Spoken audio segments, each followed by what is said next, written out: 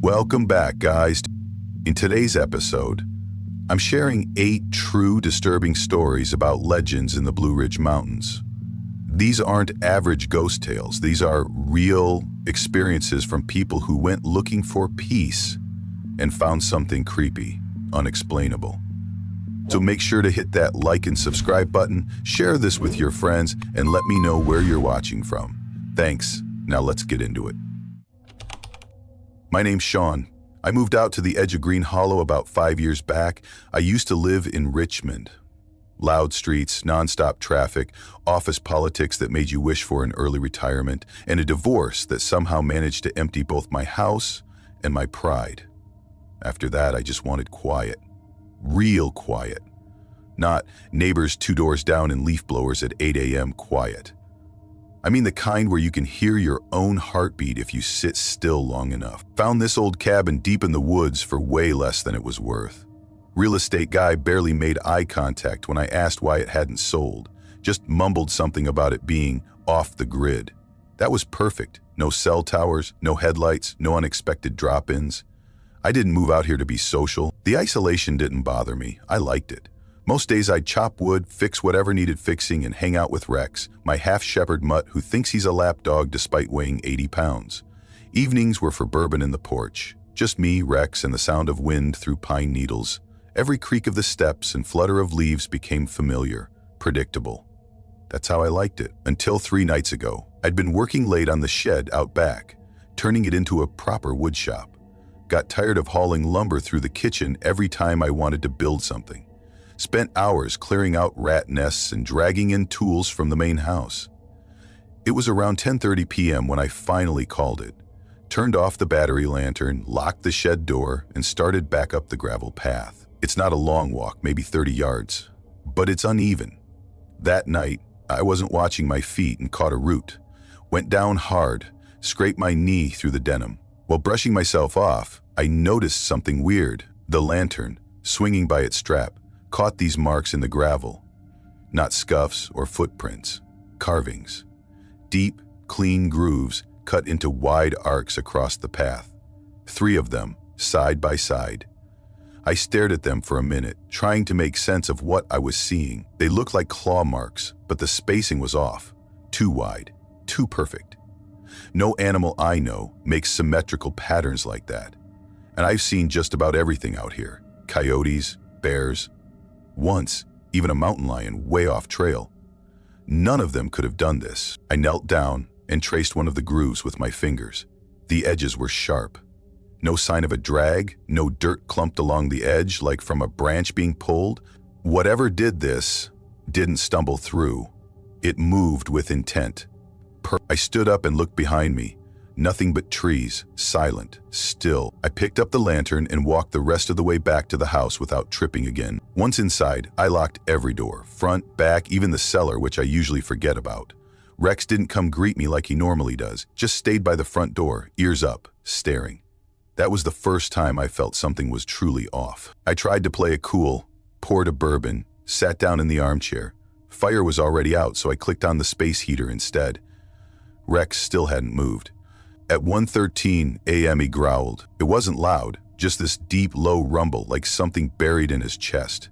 His whole body stiffened, tail straight, ears flat. He was staring at the front window. I set down my drink and walked over, slowly, pulled the curtain back just an inch. At first, I saw nothing. Darkness. Then my eyes adjusted. There was something standing between the trees, just inside the tree line. Tall, taller than anyone should be. At least 8 feet, maybe more. Thin, but not lanky. Arms hanging too long. Its body didn't match the shape of anything natural. It stood upright, but not straight. Its spine seemed bent in a way that made my stomach knot. Like it had grown tall without knowing how to hold itself. I let the curtain fall. My hands were shaking. I turned off every light in the house, every bulb, even the hallway nightlight. Rex hadn't moved, but he'd stopped growling, just stood there, alert, waiting. Then I heard it, clicking. It didn't come from outside. It came from the walls, a slow, methodical tap, like fingernails drumming along drywall. It started in the back corner of the house, near the pantry, and circled clockwise, room by room. Tap, tap, tap. Each sound spaced out, deliberate, like it was tracing the layout. Rex pressed against my leg hard enough to push me off balance. I put my hand on his back. He was vibrating. Then it stopped. No wind, no movement, just quiet. I waited a full minute before crawling into the kitchen. I flipped the porch light switch and peeked out the back door window. The yard was empty, shed was fine, nothing looked out of place. I opened the door, pistol in hand, and stepped outside. The cold hit immediately, but I barely noticed. That's when I saw it again, same spot, same figure, but now its head was tilted to one side, like it was listening. The porch light flickered once, then steadied. I backed up slowly, closed the door without a sound. Then I heard my own voice say, "Come outside, Sean." I froze. It came from the front window, same tone, same inflection, as if someone had recorded me and was playing it back. "Come outside, Sean." Then again, quicker, "Come outside, Sean. Come outside," over and over, like a broken loop. Then it changed. The voice distorted. Words slurred. Consonants started blending into strange clicks and growls. Some syllables sounded like they were being forced through teeth too tight together. Others echoed, layered on top of each other, like multiple people were trying to speak through the same mouth. The wall clicking came back, faster now, urgent. I dropped to the floor and crawled to the pantry, shut the door behind me and curled up with the pistol clutched so tight I couldn't feel my fingers. Then the whistling started. 5 notes, low, slow, repeated. It sounded like someone standing right outside the back door. I remembered what that old guy at the hardware store told me once. Half joking, I thought at the time. If you ever hear whistling out here at night, don't answer it. Don't follow it. It's not birds, and it's not people. I didn't laugh anymore. At 2:30 a.m., something landed on the roof. Hard.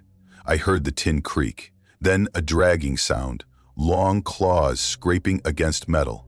Not hurried. It moved like it was looking for something. Then a heavy thud in the backyard. The porch light burst. Every bulb in the house flickered once. Then the voices returned. Not one voice this time.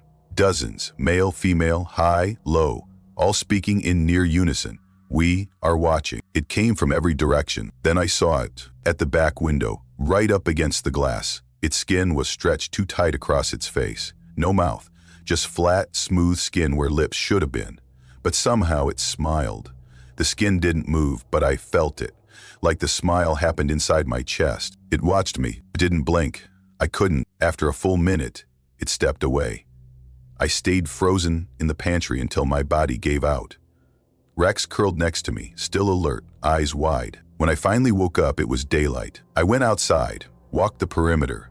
No footprints, no scratches. But where the claw marks had been, the gravel was smooth, like something had dragged itself in slow circles all night. At the tree line, I found bark, a single strip 8 feet up, peeled clean and jammed into the soil like a flag. The tree was still bleeding sap, and I haven't slept since. Rex won't go near the windows.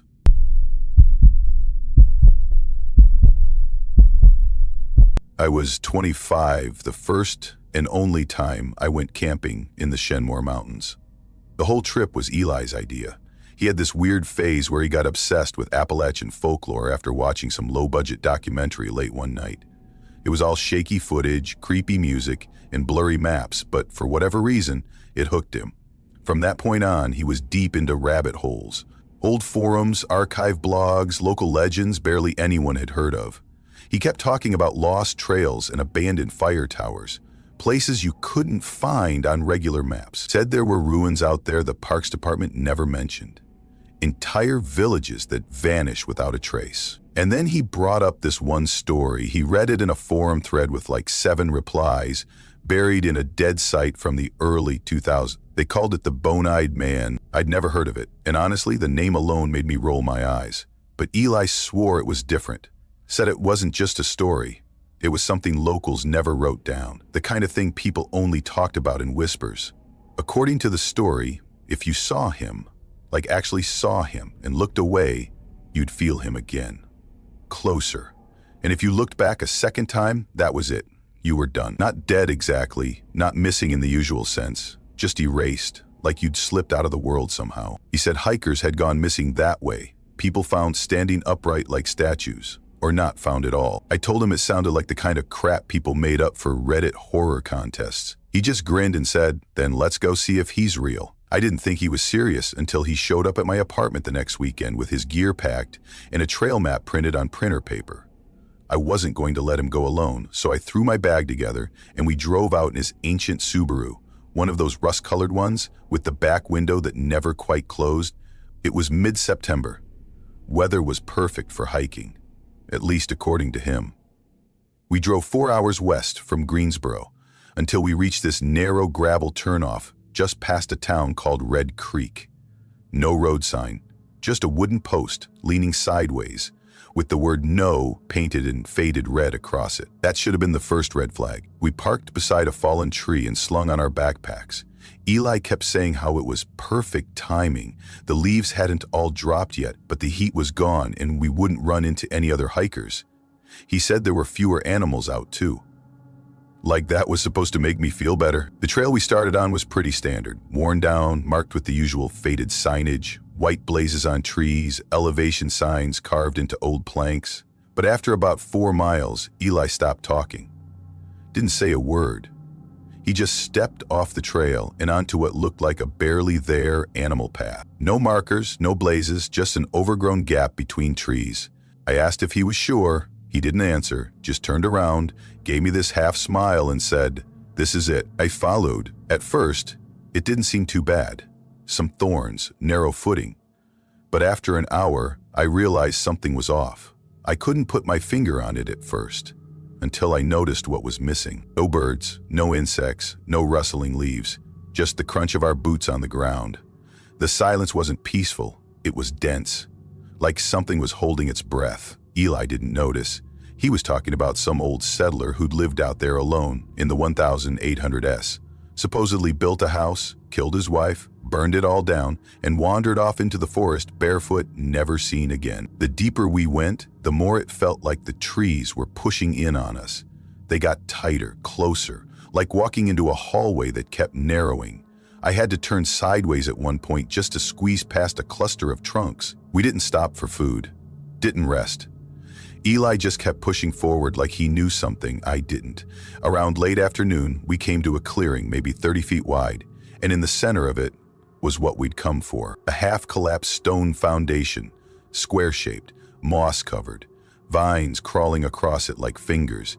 You could still see the shape of the room it once was. No roof, no floor, just the bones. Eli practically ran to it, hopped over the edge and started snapping pictures and sketching it in his notebook like it was some archaeological discovery. On the far wall, I noticed something carved into one of the stones. Deep grooves, crooked letters, like someone had taken their time to really etch it in. "Look away first and he keeps you." I stared at it longer than I meant to. Something about the way the letters bent inward made my stomach twist. That night, we camped right beside the ruins. Eli was still giddy, sitting by the fire sketching the carving.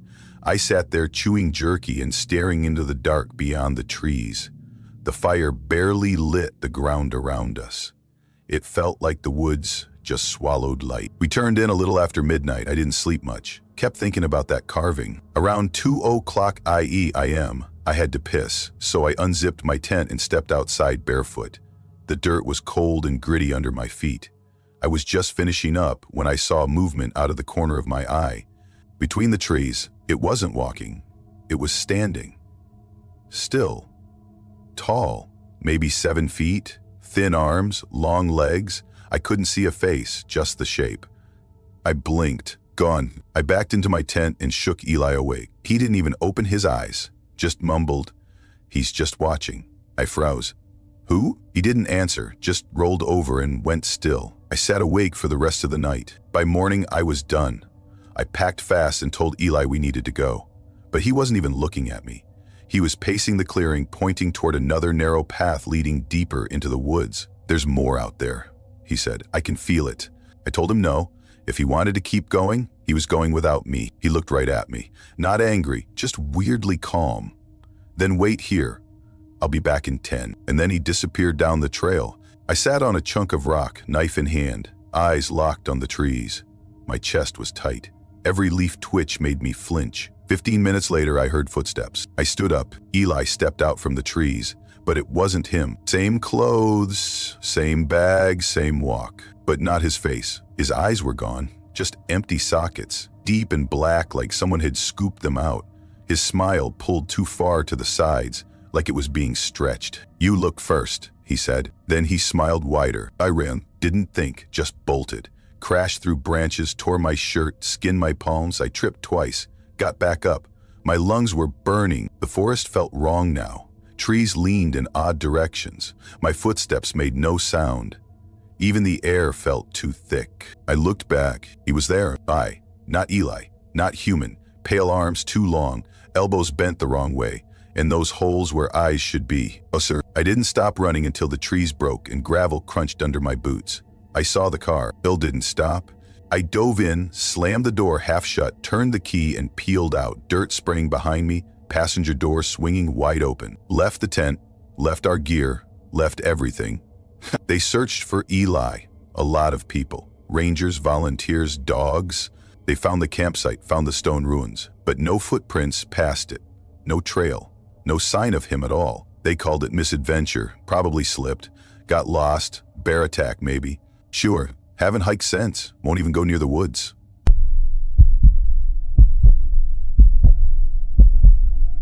I was 29 when this all happened. I'd just come out of a breakup that felt less like a clean cut and more like getting stretched thin until something inside me just snapped. It wasn't some dramatic emotional collapse. There were no tearful nights or screaming matches.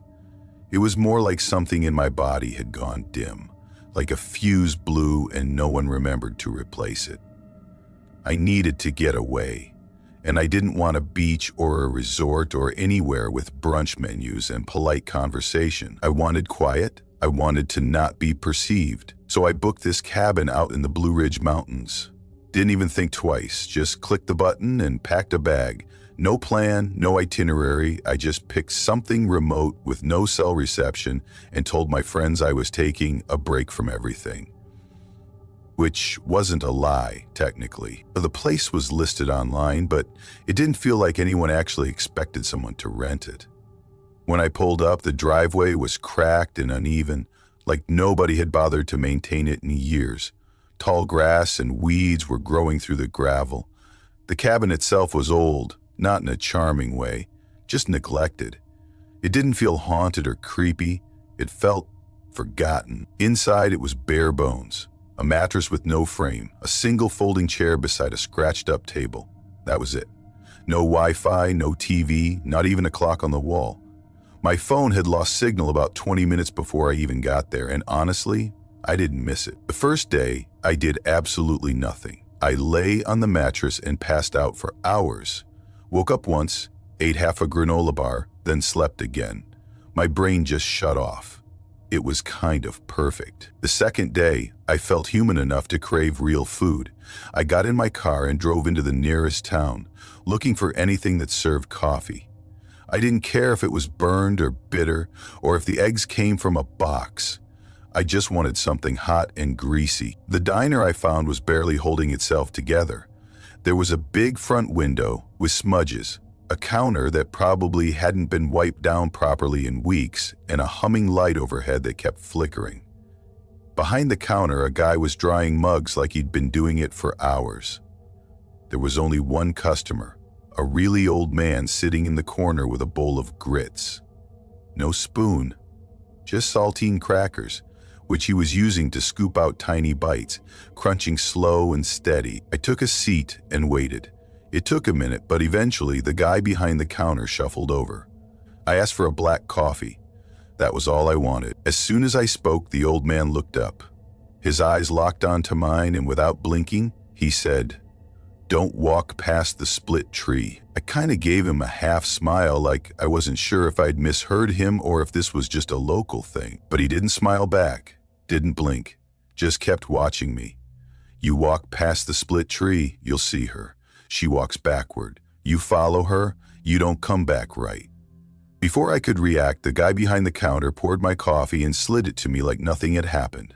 Like this wasn't the weirdest possible conversation to have before breakfast. I figured the old guy was just playing with the out-of-towner, maybe this was a running joke for tourists. But when I got up to leave, he was still watching me. His hand was pressed flat on the table, not casual, like he was steadying himself. That night, back at the cabin, I couldn't stop thinking about it. Not because I believed it, just it stuck. I had no signal, but I'd saved some random blog posts before the trip.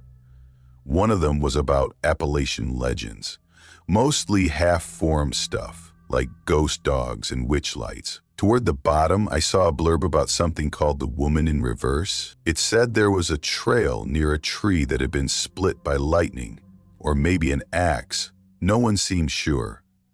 The story was that if you walked past that tree around sundown, you might see a woman ahead of you. She wouldn't look at you. She wouldn't turn around. She'd just walk backward, always backward. Pale dress, long black hair. And if you followed her, even by accident, you wouldn't come back the same. The article didn't explain what that meant, just left it there. I shrugged it off. Kinda creepy, but I wasn't going hunting for ghost stories. Funny thing is, I'd already saved that trail on my map before I read any of that. It was close to the cabin and had barely any reviews, which I took as a good sign. No crowds, no awkward trailhead conversations, just me and whatever birds happened to be out that day. So the next morning I parked at the lot, completely empty, not a single other car. I actually smiled. I wanted that solitude. I locked the doors and headed into the woods. The trail started out narrow and got more uneven the deeper I went. A mix of wet clay and fallen leaves made it a bit sketchy underfoot, but nothing I couldn't handle. The trees were thick, but not tangled. Just enough coverage to make you feel boxed in without being smothered. I was finally starting to feel, disconnected. In the good way. Then I saw it, a split tree, big, dark. The trunk opened up like someone had driven a wedge straight down the center. It didn't look rotted or broken. It looked precise, deliberate, like something had forced it open. I walked closer, snapped a photo on my phone out of habit. Then I just stood there, staring at it. I felt weird. Not afraid exactly. More like my body was hesitating.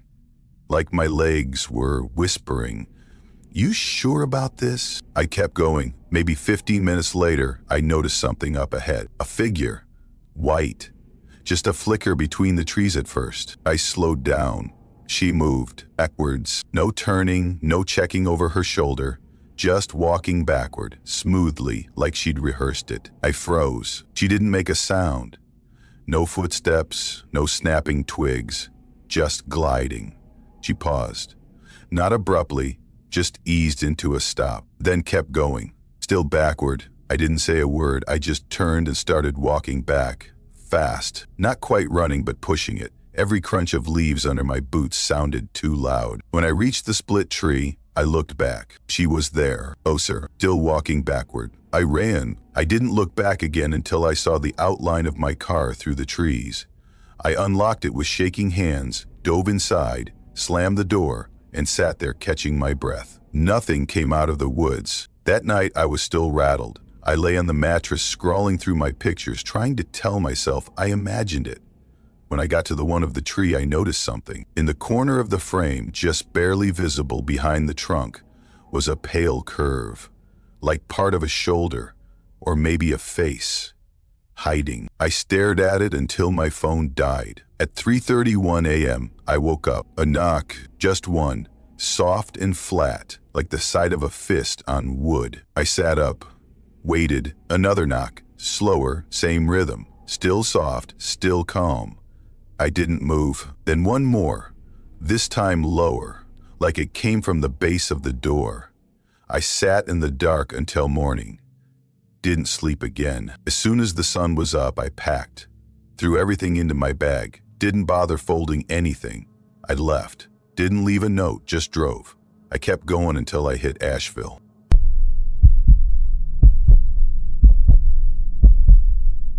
I was 21 the summer I agreed to house sit a log cabin deep in the Blue Ridge Mountains.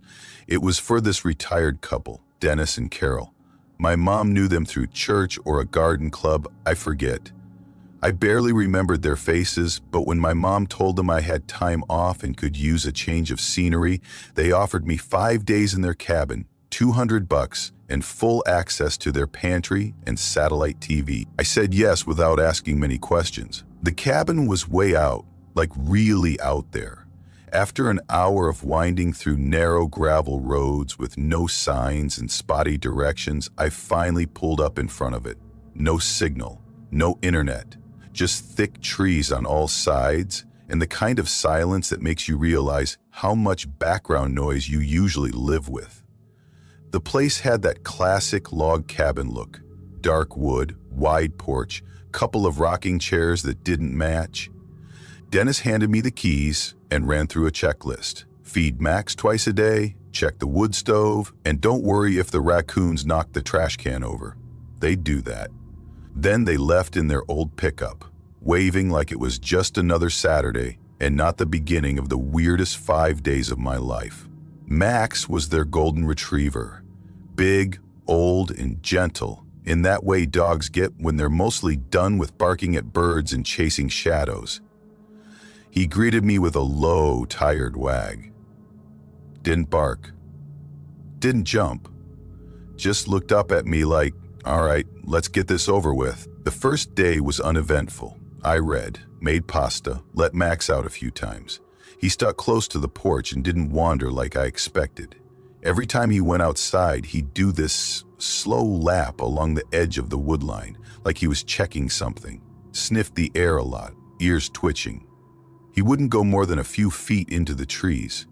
I figured he was just used to bears or coyotes or whatever else lives in these hills. That night, around midnight, Max suddenly bolted upright and let out a bark, not loud but deep, focused.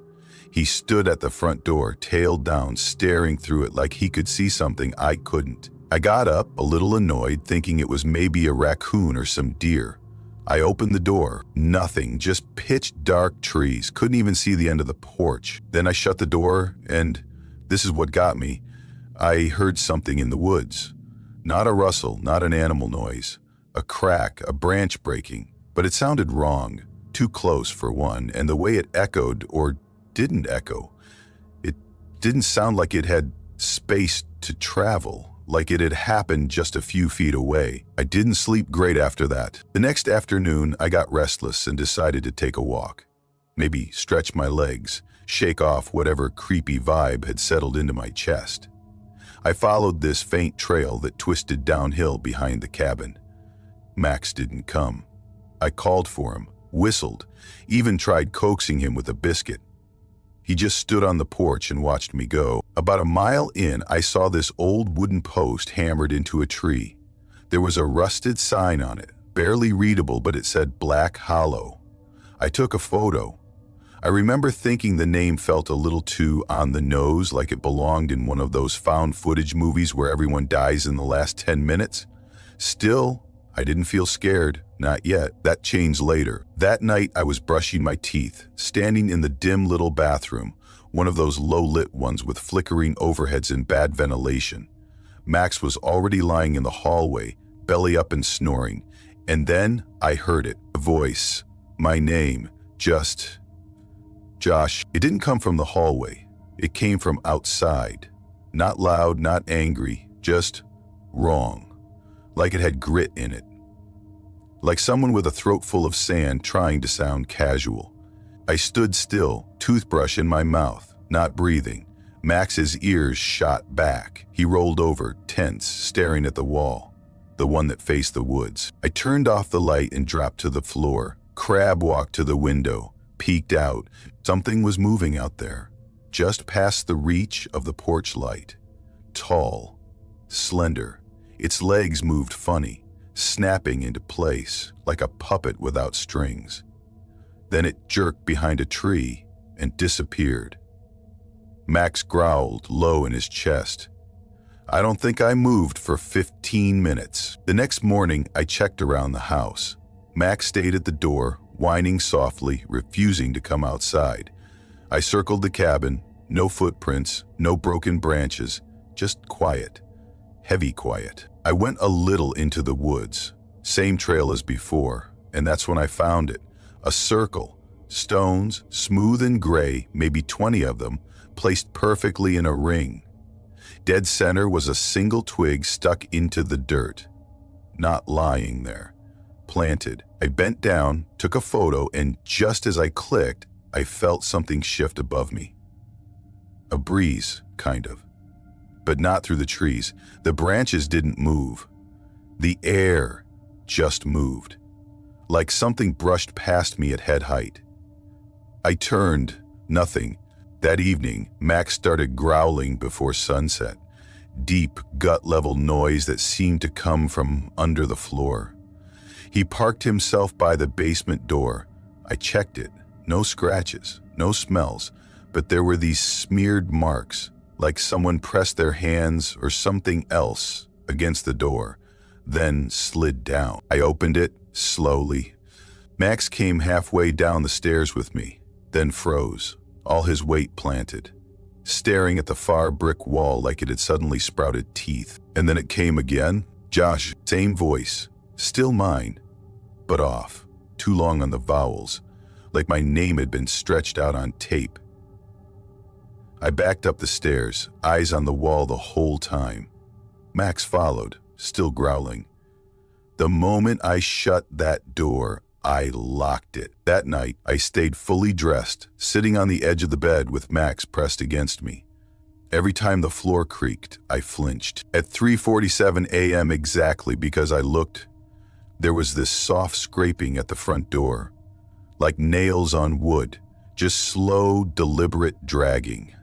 Then, 2 knocks. Light, but confident. Then it said my name again. Josh. Same warped voice, and after a pause it added, "Let me in." Max started trembling, not barking, trembling.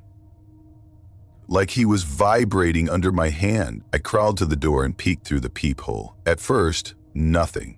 Then something stepped into view. It looked almost human. Legs too long, shoulders too narrow, skin gray and shiny like plastic that had been stretched too far. Its head tilted, like it couldn't hold its weight right. And the worst part? It was smiling. A dead, twitching smile that didn't fit the face it had. I backed away, locked the door, then locked every window, every closet. Max and I pushed the dresser against the bedroom door and waited. I didn't blink, I didn't breathe loudly. I don't think I moved until the sun started to come up. When I stepped outside later that morning, everything was still. Not peaceful, just still. No wind, no birds. Right under the peephole, on the porch, was another circle of stones, identical to the one in the woods. My chest locked up. I bit my lip hard enough to taste blood. The couple came back that afternoon. I didn't say much, just told them Max was good, everything was smooth. Dennis handed me the second check. They didn't ask questions, I didn't offer answers.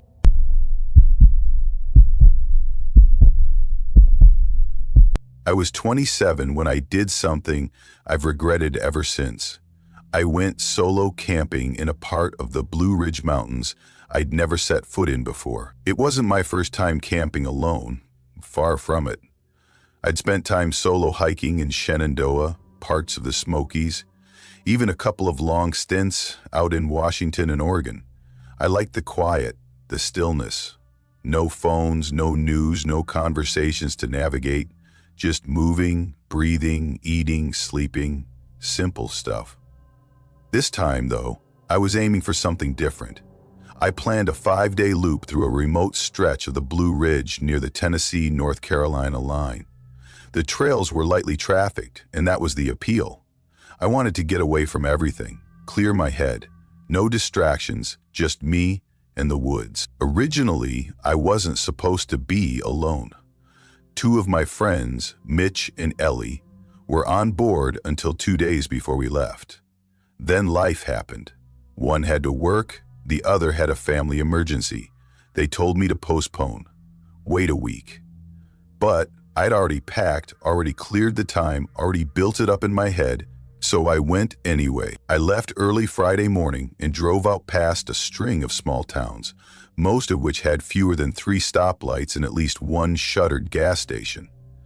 I parked at a ranger station that looked like it had been closed since the early 2000s. Faded signs, boarded windows, that kind of thing. But the logbook was there, inside a rusted metal box nailed to the wall. I signed my name, marked the route I planned, and headed out. The trail was thin, a little wild around the edges, but not impassable. Mostly brush and ferns crowding in. I didn't see a single person all day. No campers, no other hikers. I'm used to quiet on these trips, but complete solitude from the start always makes you extra alert. Every snapped twig or bird call jumps out at you more than it should. That first night, I pitched my tent next to a narrow creek. It looked peaceful enough, lots of overgrowth and trees so tightly packed they blocked out almost all the late afternoon light. I set up camp, made a quick meal, and sat by the water for a bit. But here's the part that stuck with me. The silence wasn't peaceful, it was total. No bugs, no wind, no bird chatter, not even the gurgle of the creek I could see moving right in front of me. It was like someone had hit mute on the world. I told myself it was probably just elevation, or timing, or maybe my brain adjusting to the absence of everyday sound. I didn't want to dwell on it. I crawled into my tent early, read a few pages of a paperback I'd brought, and passed out. I woke up around dawn, feeling rested, which was surprising. No weird dreams, no middle-of-the-night disturbances. I figured maybe I'd just been on edge the night before and overreacted to the silence. Day 2 was tougher. The trail got steep in places, climbing through thickets of pine and laurel, then dropping suddenly into this weirdly empty valley. The second I stepped into it, something felt off. Couldn't explain it, just this heavy awareness. The trees were wrong, that's the only way I can say it. The shapes didn't line up right. A lot of them had the bark stripped off in long spirals, like someone had scraped them with a blade.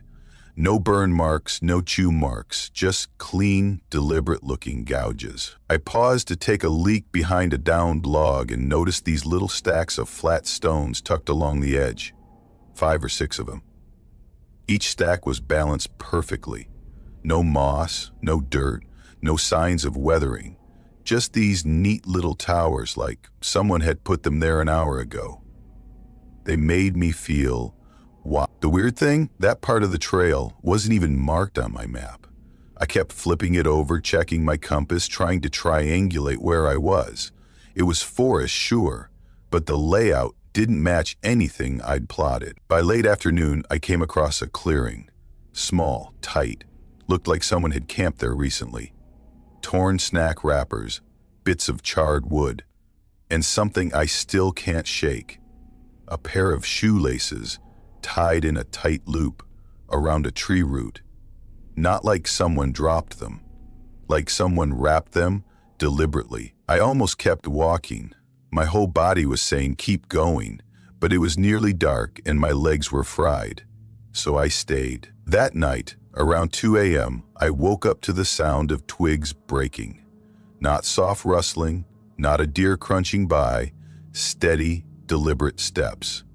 Pacing around my tent in a wide circle. I froze.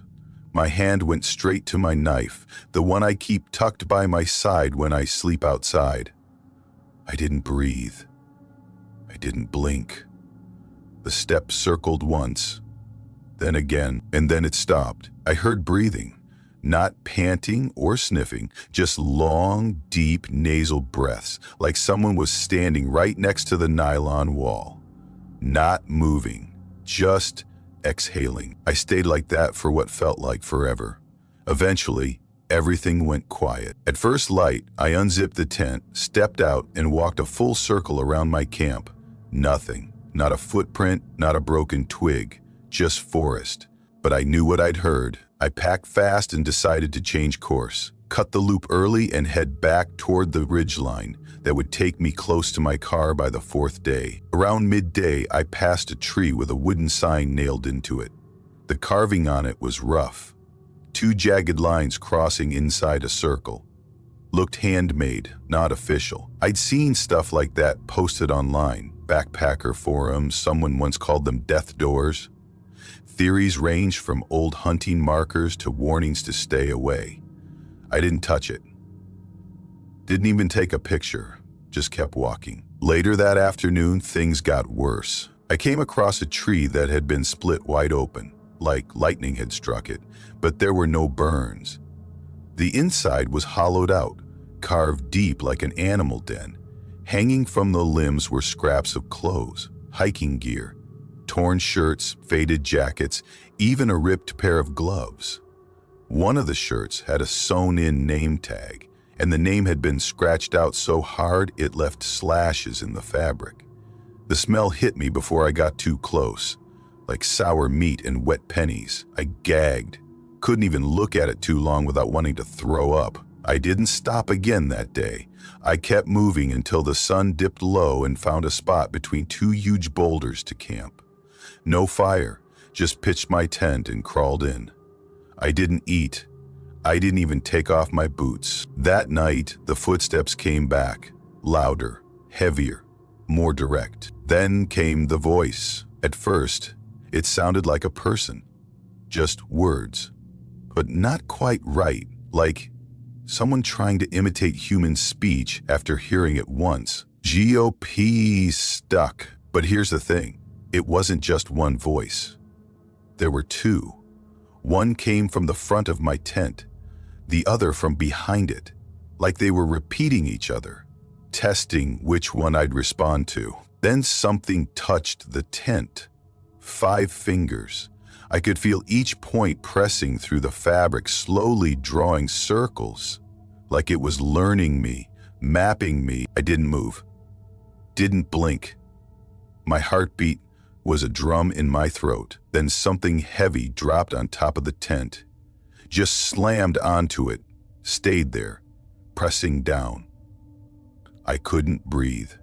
And then, as suddenly as it came, it was gone. No footsteps, no sound, just nothing. I waited until morning. When I finally got out, there were no prints, no broken branches, nothing. Just a dent in the top of the tent. I packed up and hiked 20 straight miles. Didn't stop. Got back to the ranger station by sundown. Still locked. I shoved my sheet into the drop box and got in the car. Didn't turn on the radio. Didn't speak. Just drove. Later that night, back home, I Googled the symbol from that tree. Most of what I found was old legends. One stood out. A Cherokee story about something called Ulunta. The Skinner, it's not a ghost, not a bear, not a person. It mimics, wears what it kills.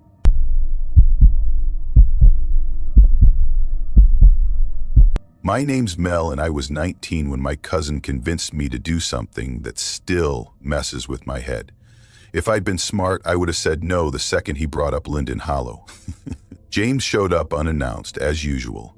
He had this overstuffed backpack, a smirk that screamed bad idea, and way too much energy for someone who clearly hadn't thought things through. "You want to prove you're not a chicken?" he said, like we were still in middle school. Then he pulled out this laminated map that looked like it had survived a flood. I gave him a look. "What is that?" "Linden Cabin," he said, like I should have recognized it. "We stay overnight. No phones, no leaving till sunrise. Old school horror movie challenge." I raised an eyebrow. "That's the place near Wrenwood Ridge, right? With the crazy lady and the lantern story?" He shrugged. "Urban legend. Locals just say that to freak out campers." James had this way of acting like everything was a joke, right until the moment it wasn't. And yeah, I should have said no, but I didn't. 3 hours later, we were hiking a trail that barely qualified as a trail. The first part wasn't so bad, just a steep climb through trees with orange blazes on the trunks. But that last mile, it was like the forest gave up on pretending. No signs, no markers, just hints of a path flattened by deer or some other poor idiot who had the same dumb idea. By the time we found the cabin, I was drenched in sweat and ready to go home. It looked exactly like the grainy photos online, like it had been abandoned for decades. One corner of the roof had collapsed inward, the chimney leaned at an angle that made me nervous, and the front door just hung there, warped and barely attached, like it was daring someone to walk through. Inside, it smelled like damp wood and something older. The floor creaked in a way that made every step feel like a gamble. There were cobwebs in all the corners, and someone had strung up wind chimes from the rafters. Only a few of them were left, though, so they clinked out these soft, broken notes every time a breeze came through a crack in the wall. James looked thrilled. He dropped his backpack and pulled out this old metal lantern, like the kind from pioneer movies. Thick glass, heavy handle, wick curled up like it was alive. "Pawn shop in Elmbrook," he said, holding it up proudly. "Vintage vibes." We made a fire outside and roasted some cheap sausages. Opened a couple of beers. He started telling the story around 9, and even though I'd heard it before, he told it like he was auditioning for a podcast. "Marjorie Linden," he said, staring into the fire. "Her son vanished one night. Nobody knows if he got lost, fell off the ridge, or got taken. She never found him. Just wandered the woods with a lantern every night. Even after she couldn't walk anymore, she'd crawl outside and call his name." I threw a pine cone at his head. "You're so annoying," he grinned. "They say you can still see her lantern in the woods, floating between the trees, and if you see it up close, you run. Because if you don't," he made a slashing motion across his throat. Very mature. I rolled my eyes, but I noticed I hadn't touched my beer in a while. Around 10, he grabbed the flashlight and said he was heading to the outhouse. "Back in 5. Try not to die while I'm gone." I waited. 10 minutes passed. I shouted his name. Nothing. I told myself he was messing with me because that's exactly the kind of thing he'd do. I grabbed the lantern, lit it, and walked to the edge of the trees. That's when I saw it. A light in the woods. Not the flashlight. This one was lower, yellower, softer. It was maybe 20 yards away, moving sideways through the trees, slow and smooth. It looked just like the lantern I was holding, except mine was still in my hand. I took a step toward it. The light swayed slightly, like it was being carried. It disappeared behind a tree. "James?" I called. No answer. I stepped forward again. The woods were dead quiet, not even wind. I turned to go back, and there it was. Another light. This one much closer, 5 yards behind me. Just there. There hadn't been a single sound. No crunching leaves, no movement, just that yellow glow. I ran. My legs took over before my brain caught up. I held onto the lantern like it was glued to my hand. I didn't look back. Whatever was behind me, I didn't want to see it. I ran until my legs gave out, collapsed behind a fallen log, gasping for air, trying not to throw up. My ears rang from the silence. Then the lights came back, 3 of them. One farther off, 2 closer. They blinked in and out like someone was flicking them on and off. I heard branches snapping nearby, but I couldn't see what was making the sound. And then I heard her, a voice, high, scratchy, barely more than a whisper at first, repeating a name I couldn't understand, over and over. Then she screamed. It didn't sound like a person, more like something broken, full of grief and fury and whatever comes after you've been alone too long. I dropped the lantern and covered my ears, curled up and waited for the scream to stop. It didn't until I saw a flashlight. A clean, steady beam of light cutting through the woods. I scrambled to my feet and ran toward it, yelling as loud as I could. A man stepped out from behind a tree. Ranger uniform. Looked about mid-30s, stunned to see me. I ran straight into him. He caught me and held me still, looking down at the lantern I'd dropped. "Where'd you get that?" "Cabin," I said. "It was just there." He didn't touch it, didn't go near it. "Leave it," he said. "We're leaving. Now." I didn't argue, just followed him. He didn't say a word until we were back at his truck on the gravel road. He didn't offer me a drink or ask if I was okay. Just kept scanning the trees like something might still be following us. Later at the ranger station, he finally talked. Said they'd been getting reports for years. People hearing voices, seeing lights that didn't make sense, same exact lantern every time.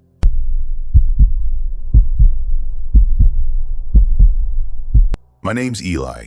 I was 34 the summer I decided to get out of Charlotte for a while. Things had been kind of unraveling that year.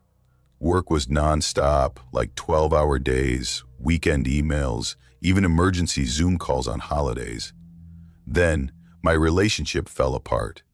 5 years down the drain, and the breakup wasn't even dramatic. Just this slow, quiet erosion that left everything numb. I'd started waking up with these crushing headaches, like something was pressing against the inside of my skull. So yeah, I needed space. I found this cabin online. It was buried in one of those niche rental sites people use for off-the-grid stays. The title said something like, "Secluded, rustic retreat, no Wi-Fi, total privacy." It was near Roan Mountain, kind of hugging the Tennessee border. No neighbors, no signal.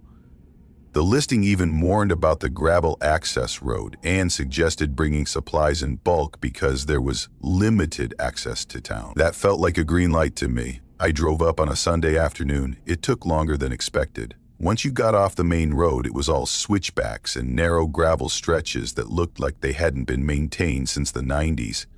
My Civic bottomed out twice, and at one point I had to reverse around a bend because a tree limb blocked the trail. The cabin itself was tucked behind a thicket of overgrown brush. One floor, wood-paneled, the kind of place that looks cozy in pictures but a little sad in person. The porch leaned forward like it had lost interest in standing straight.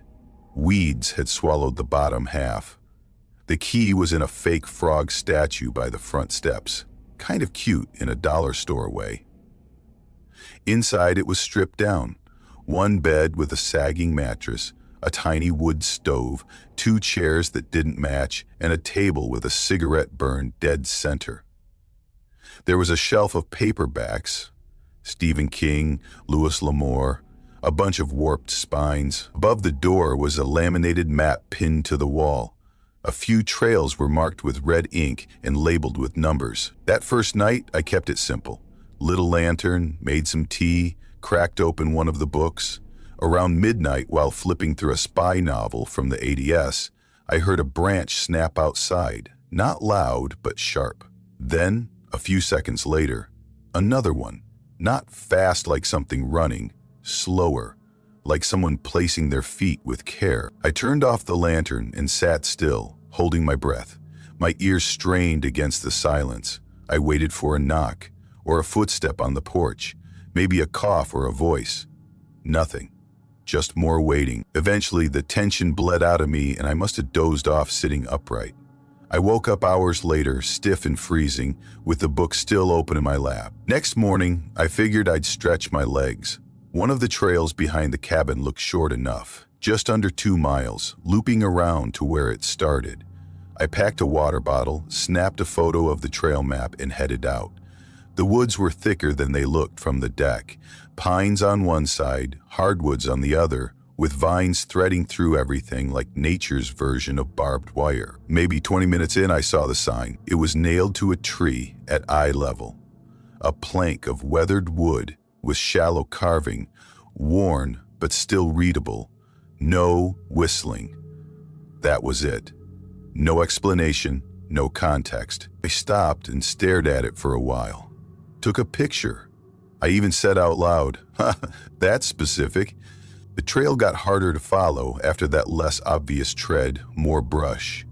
I gave it another 40 minutes before I turned around. On the way back, I passed a second sign. Same carved message, no whistling, but this one was different.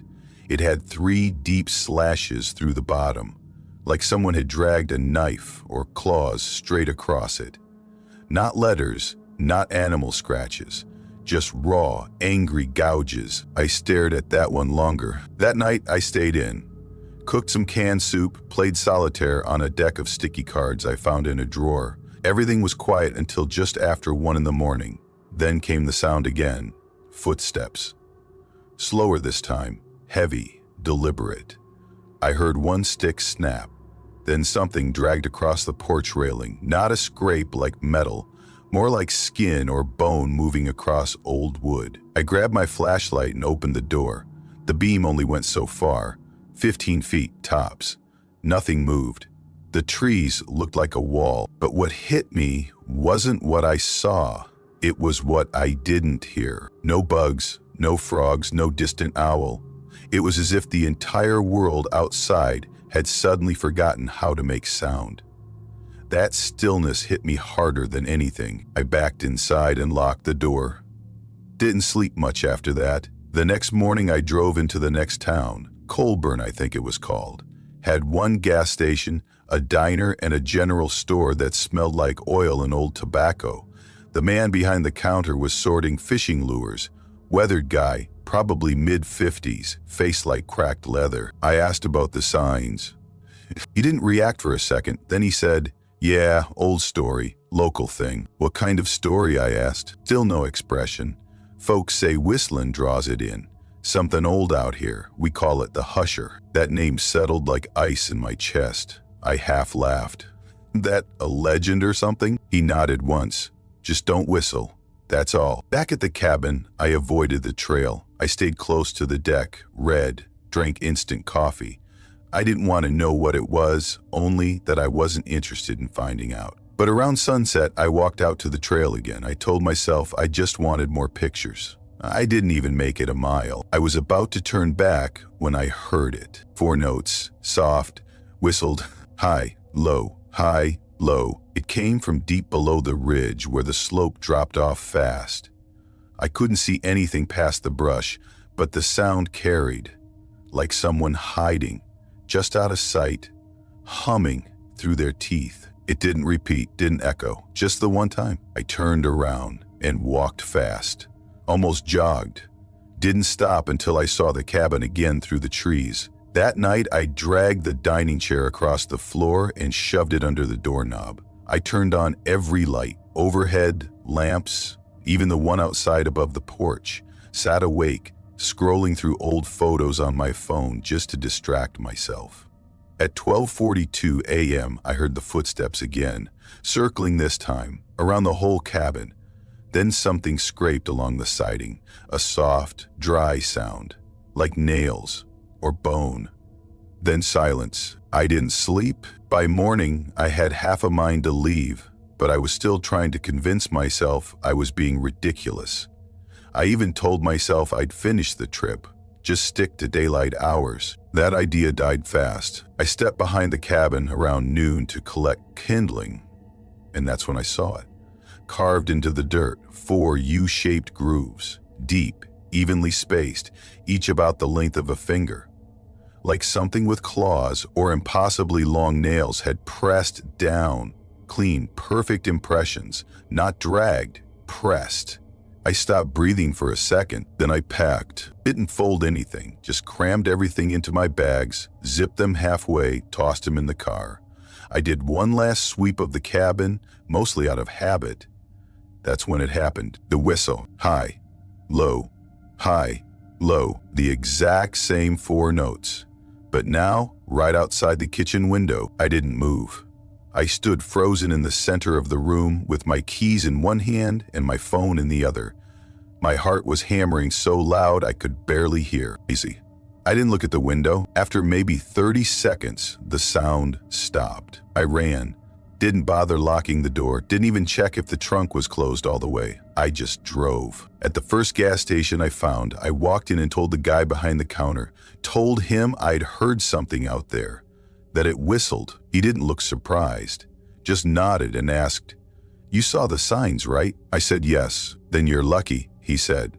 "Most don't." I asked him what it was, what it does. He looked at me like I should have figured it out already. "It doesn't show itself. It listens. It waits. And when someone makes noise, especially when they whistle, it hears that as a call." I asked what happens when it hears someone calling. He said, "It answers." That was all he gave me. No warning, no advice, no instructions on how to keep it away. I got back in the car and drove straight home. 6 hours, no breaks. I didn't stop for food. I didn't even stop to pee. It's been 5 years. I haven't set foot on a trail since.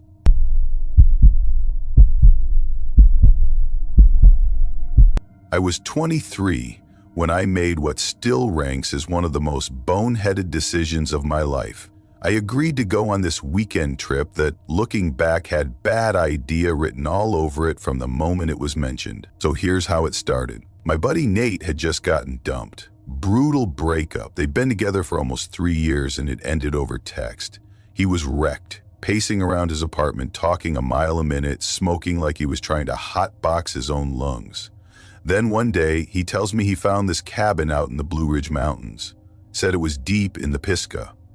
Sounded like something out of a nature blog or a cryptid subreddit. Total isolation. No neighbors, no cell signal, no Wi-Fi, not even a landline. You gotta come, man, he said. It'll be like a detox. Hike during the day, drink at night, forget the world exists. At the time, I'd just been laid off from my job at a logistics warehouse. The company restructured, which is code for we fired everyone under 35. I hadn't told my parents yet. I hadn't even told my girlfriend. I was doing that thing where you sit in the dark with your laptop open and just scroll job listings until your eyes blur. So yeah, the idea of disappearing into the woods with some bourbon and bad decisions sounded pretty appealing. Nate also invited his cousin Jason, who I barely knew outside of a few awkward barbecues. The guy looked like a scarecrow with anxiety. Tall, skinny, always hunched forward like he was trying to fold himself in half. Wore this old olive drab army jacket that looked like it had survived 2 wars and a house fire. He didn't say much. Smoked these harsh American spirits like they were keeping him alive. We left on a Friday afternoon, rolled into the forest sometime after 10. By the time we hit the dirt road leading to the cabin, we hadn't seen another car in an hour. Our GPS had lost signal 20 minutes back, and we were navigating off a blurry screenshot Nate had saved. Real backwoods operation. The cabin looked like something from a before picture. Sagging roof, paint peeling off in strips, front porch slanted like a lazy eye. One single bulb above the door, buzzing like a dying bug zapper. Inside was no better. Bare walls, warped floorboards, furniture that looked like it had been donated by a haunted Goodwill. No TV, no radio, no welcome packet, just a half-used roll of toilet paper and a bar of soap that looked like it had been chewed. But we were in. Bags dropped, shoes off, beers cracked open. Nate synced his phone to a little speaker, blasted some Zeppelin to cut through the silence. The music echoed weird in the cabin, bouncing off the empty rooms. Still, it felt like it could be one of those weekends you laugh about later. Dirty, disorganized, but memorable. Around midnight, we were on our second, or maybe third, round with the bourbon, when Jason suddenly goes, "You guys ever hear of the Mirror Man?" I looked up. Like a villain from a bad horror movie? Nate chuckled. "No way, that's a real thing." Jason didn't even blink. "He's real. At least, that's what my dad always said. Used to hike this forest back in the day. Told me everyone around here knows the story, but no one talks about it unless they've had a few." "Let me guess," I said. "He jumps out of mirrors and eats your soul?" Jason shook his head. "No, he doesn't do anything like that. He doesn't speak, doesn't move unless you look away. If you see him once, that's bad. If you see him twice, it means he's closer. And if you see him 3 times, it's already too late." "Too late for what?" Nate asked. Jason just looked at him and said, "He remembers faces." We all sat there in silence for a second. "Okay, well," I said, raising my bottle. "Cheers to stupid legends." But even as I laughed, something about it lodged in my head. Not the details, just the name. Mirror Man. It stuck the way certain phrases stick when you're trying not to think about them. Around 1:30, I stepped outside to take a leak. The air had this weird dead quality to it. No bugs, no wind, no night sounds at all, which was odd for the middle of the woods. Usually it's a whole orchestra out there, but not this time. It was like the woods were holding their breath. I walked a few steps into the trees, unzipped, and as I'm finishing up, I see something down the trail. Not moving, not shaped like a tree either. It was narrow, tall, human-sized, just standing there. At first I thought it was a stump or maybe a trick of the dark, but I couldn't shake the shape of it. Like a person standing completely still. I took a step back. Didn't blink, just slowly walked backward toward the porch, trying not to make a sound. I went back inside. Didn't mention it. Next morning, Jason was up early, making terrible coffee with a metal percolator. We ate granola bars and decided to check out a waterfall marked on an old trail map Jason had brought. He said his dad showed it to him once as a kid. The hike was decent, a little steep, not much of a trail. The falls were small but pretty enough. Nate tried to get a selfie of the three of us, but gave up when Jason wouldn't smile. Heading back around sunset, I kept scanning the tree line. Something felt just wrong, like we weren't alone. Then I saw him, about 50 feet back, just standing beyond the trees. Same shape, same height, black suit, arms down, like he didn't know how to use them. No face, just a surface, flat, glossy, like someone covered his head in black chrome. I blinked, and he was gone. I turned to Nate. "Did you just see that?" He glanced up, brushing leaves off his pants. "See what?" "Nothing," I muttered. That night, I couldn't sleep. Every groan of the floor made me sit up. Around 3, I walked into the living room and pulled back the curtain just enough to peek out. He was there, at the edge of the clearing, 20 feet away, just standing. I backed away, walked to Nate's room, shook him awake. "Dude, you need to see this." He followed me, still half asleep. I pointed out the window. "Gone. You're just exhausted," he said, rubbing his eyes. "You've been on edge since yesterday." Jason didn't say anything, just sat on the couch, chain smoking, eyes locked on the floor. In the morning, I looked like death, pale, sweating, twitchy. Told them I wasn't going out again. Jason stayed too.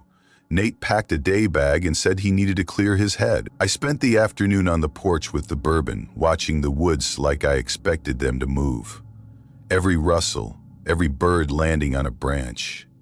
It all felt wrong. And then there he was, 10 feet away, no cover, just standing in the open like he'd been waiting for me to notice. His body was wrong, like someone stretched skin over a coat rack. That suit didn't look like fabric. It looked like something pulled from a void. And his face. Jesus, that face. It wasn't a face. It was a mirror. Not a clean one either. Wavy. Twisting everything around it. I saw the trees bend in his reflection, saw myself stretched and smeared like melted wax. I dropped the bottle, scrambled back into the cabin, slammed the door, locked it. When Nate got back, I told him everything. Every detail. Didn't even try to sound calm. Jason looked like he'd seen a ghost. "If you see his face," he said, "he knows you." "What does that mean?" He shook his head. "It means we don't sleep. We leave at dawn." We pushed furniture against the doors and windows, slept with kitchen knives under our pillows. No one talked much. At some point I dozed off, then jerked awake to this low sound. Wood dragging against wood. Then, knock, one, slow. I got up, moved like I was underwater, walked into the living room. One of the chairs we'd wedged under the front door had fallen over. I leaned in, looked through the peephole. His face was right there, that mirrored, faceless thing, inches from mine, still, watching. My breath caught, my legs wouldn't move. I backed away, pressed my back against the wall, and stayed there. Didn't sleep, didn't move, just stared at the door until the sun came up. When we opened the door the next morning, there was nothing, no prints, no damage, just this faint smell. Burnt plastic, metal, ozone, like a fried circuit board. We didn't speak. We packed and left. 4 hours in silence, no music, no jokes. Jason moved to Arizona 2 weeks later. Nate never brings that trip up, not even when we're drunk. I don't go camping or hike anymore.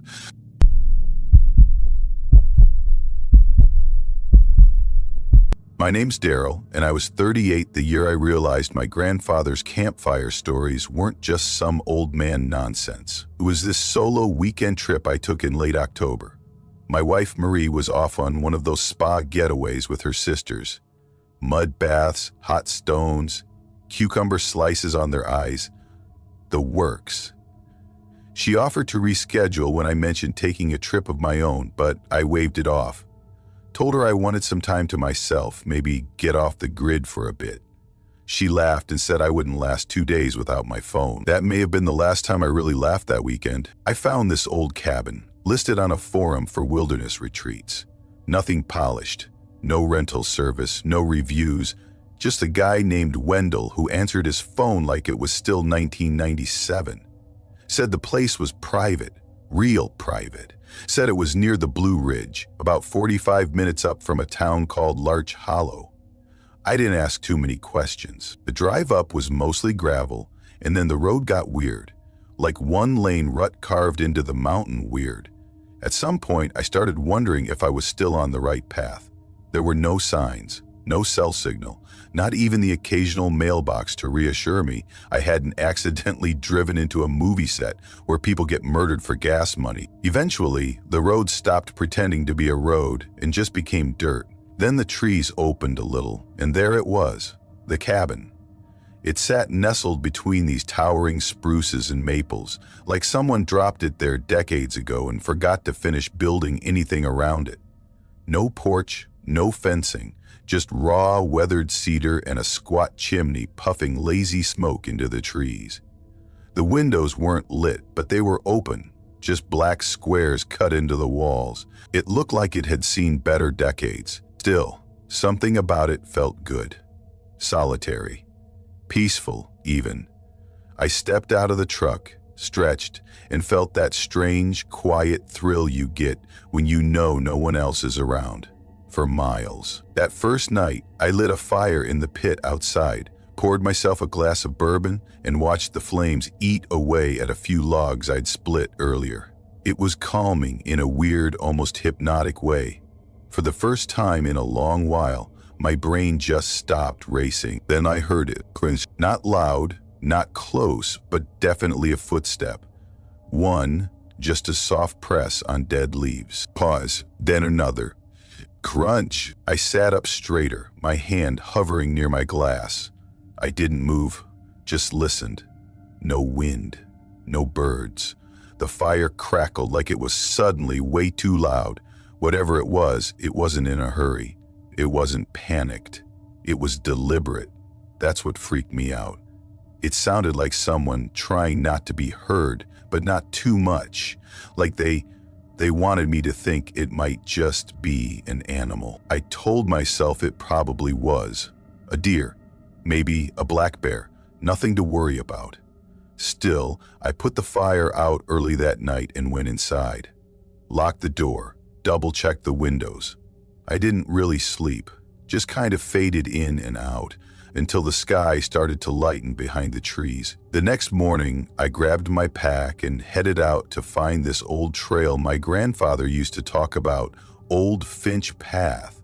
He was a hunter in his younger years, spent weeks at a time in the woods.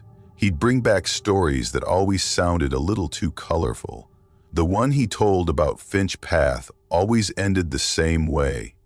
"You don't go past the bridge," he'd say.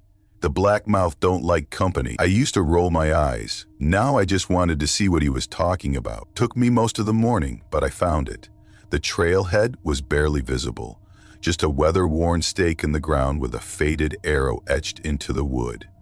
Leaves covered almost everything.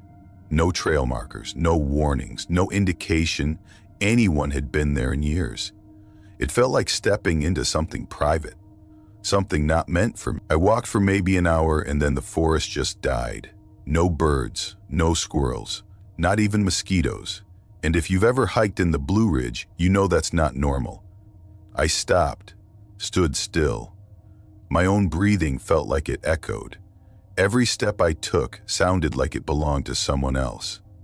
That's when I saw the bridge. It wasn't big, just a little wooden footbridge spanning a dried-up creek bed.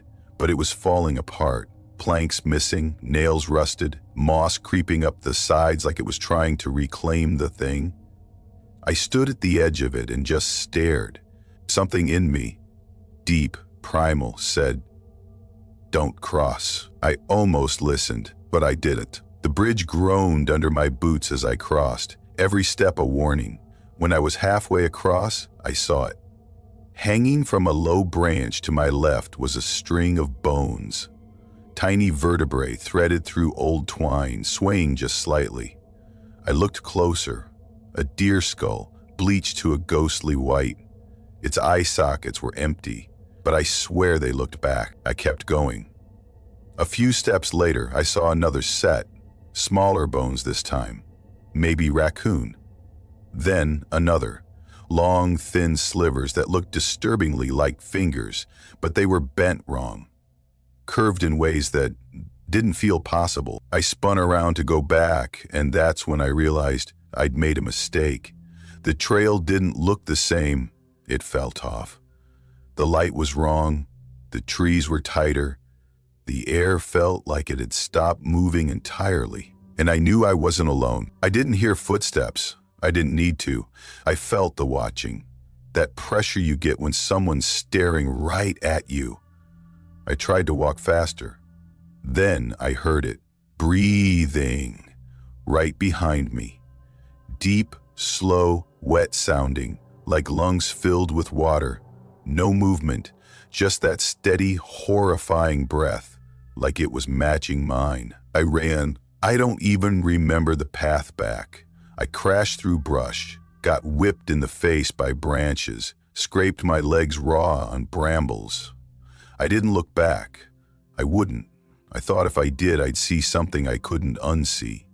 Eventually, somehow, I hit gravel. I collapsed beside the road and gasped like I'd never tasted air before. Back at the cabin, I locked up. Every bolt, every latch. I closed the curtains, grabbed a flashlight and sat in the kitchen with a butcher knife clutched in both hands. Every sound made me flinch. Every shadow felt alive. I couldn't sleep. I didn't even blink for what felt like hours. Around 11 that night, I heard a noise. Dragging, wet, sliding across the outside wall. I held my breath, pointing the flashlight toward the sound. Nothing. Then came the thud against the front door. And then, whispers, so quiet I couldn't make out words. It circled the cabin, slow, methodical, passed right under the window behind me. I didn't move. Then the door handle turned. Just once. Not rattled, not jiggled, turned. Like whoever, or whatever, was on the other side wasn't trying to break in. It was testing. I sat frozen until the sun rose. At dawn, I grabbed my keys, wallet, left everything else behind, and drove. Didn't look back. Didn't breathe easy until I had bars on my phone and coffee in front of me at this diner in town. I told Marie I was coming home early, claimed I was sick. That Wednesday, I drove to my grandfather's house, told him everything. He didn't laugh, didn't ask if I was drunk or tired, just looked away and said, "You went across the bridge. Underneath it, things mark your spirit. The black mouth knows now." I asked what that meant, but he refused to say more, just told me not to go back, ever.